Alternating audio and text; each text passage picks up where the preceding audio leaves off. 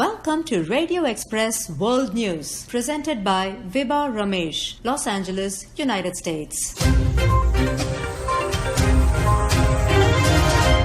The United States continues to show a significant increase in the number of new single-day cases of coronavirus.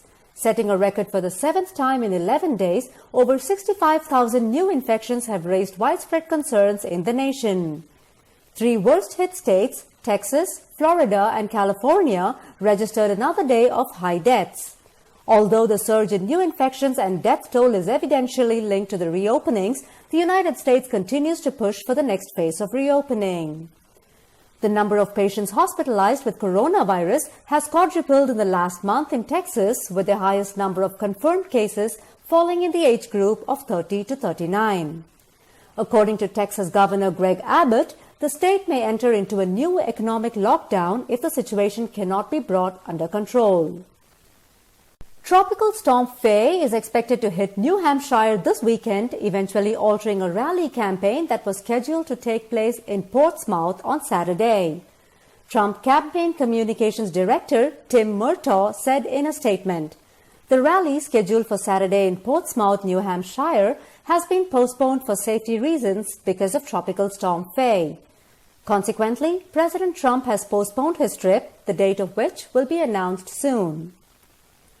On a different note, President Trump commuted the prison sentence of an old confidant and advisor just days before he was to report to the federal prison to serve time.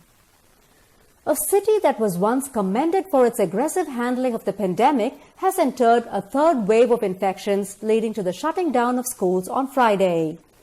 First-hand experience of dealing with the SARS in 2003 put Hong Kong in a better position to correctly address the COVID-19 pandemic. However, on Friday, the city reported 38 new cases, most of which were transmitted locally.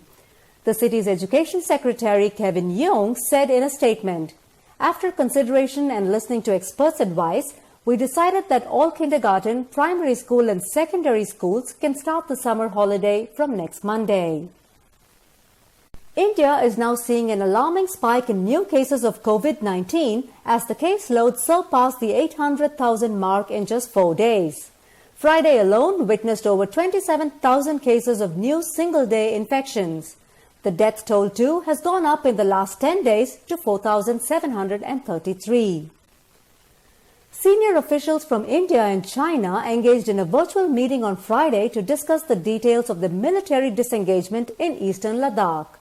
In a nutshell, the outcome of the meeting revealed that both India and China agreed that for the overall development of bilateral relations, it was essential to maintain enduring peace and tranquility in the border areas. Meanwhile, Britain discharged the 14-day quarantine regulation for travelers coming from 75 countries. This includes most of the European Union. However, the United States is not in the list.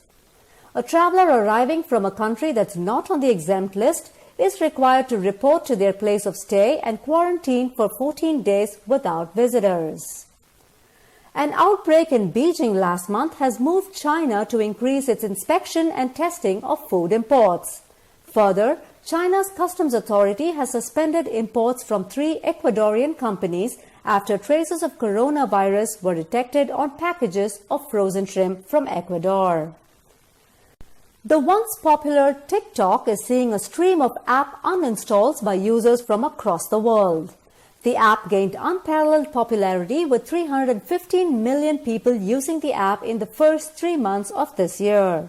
However, issues revolving around data and privacy policies of the app, headquartered in China, has led to its downfall, with several countries banning it, including India.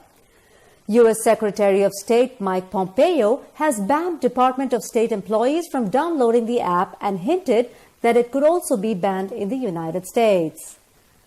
Before we end this news report, let's take a brief look at how COVID-19 has impacted the economy.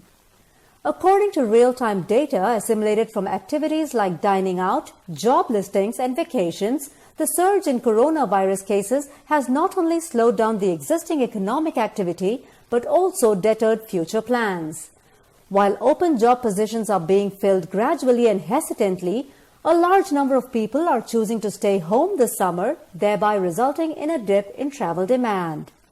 Ryan Preclaw, Director of Credit Strategy at Barclays, said, "The state of the outbreak clearly still has the ability to influence economic outcomes. Economic damage appears to be spreading widely regardless of where cases are concentrated." With that, we come to the end of this news bulletin. Thank you for joining us. Please stay tuned for the next program on Radio Express.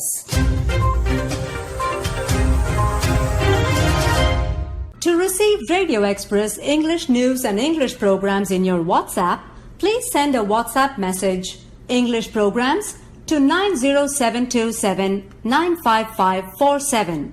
And please subscribe to our YouTube channel, Radio Express. Thank you.